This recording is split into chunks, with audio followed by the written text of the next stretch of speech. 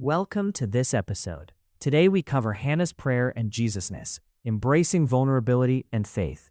When we dive into the story of Hannah in 1 Samuel 1:9-28, it's easy to get caught up in her miraculous answer to prayer. But if we look a little deeper, we can find transformative lessons about vulnerability and faithfulness that resonate with the essence of Jesus. Let's walk through Hannah's experience and see what it reveals about living with the wisdom of Jesus in our everyday lives. Hannah's story begins with her deep distress over being unable to have children. In 1 Samuel 1:10-11, we read that Hannah was in deep anguish, crying bitterly as she prayed to the Lord.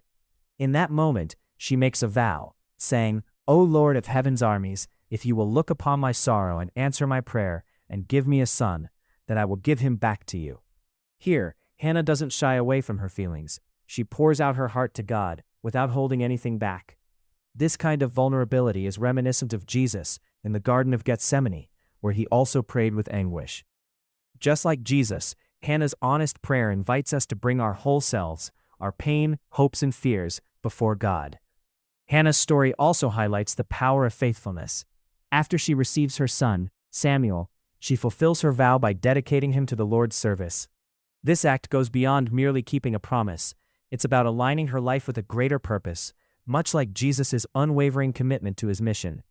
It prompts us to reflect on our own lives. What are the Samuels we're willing to dedicate to God? Are we ready to align our actions with our prayers?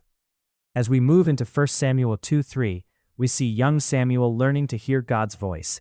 In 1 Samuel 3:10, the Lord calls out to him, and Samuel responds, "Speak, your servant is listening." His readiness to listen serves as a powerful reminder of the importance of being attuned to God's voice in our lives.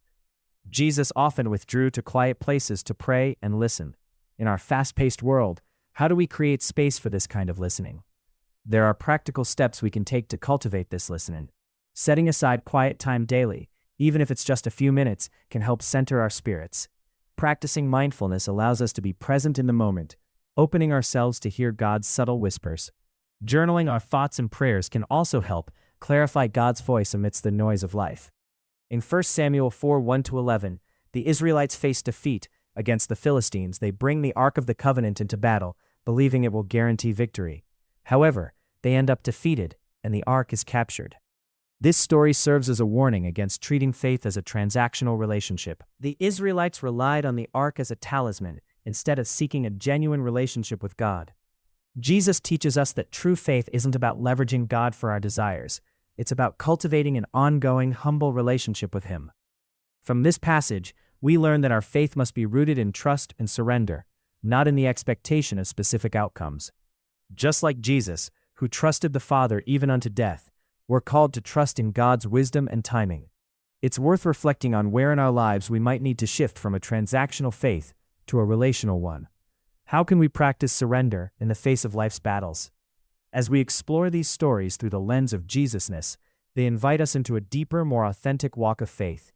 This journey transforms us from the inside out as we practice love, humility, and trust in our daily lives.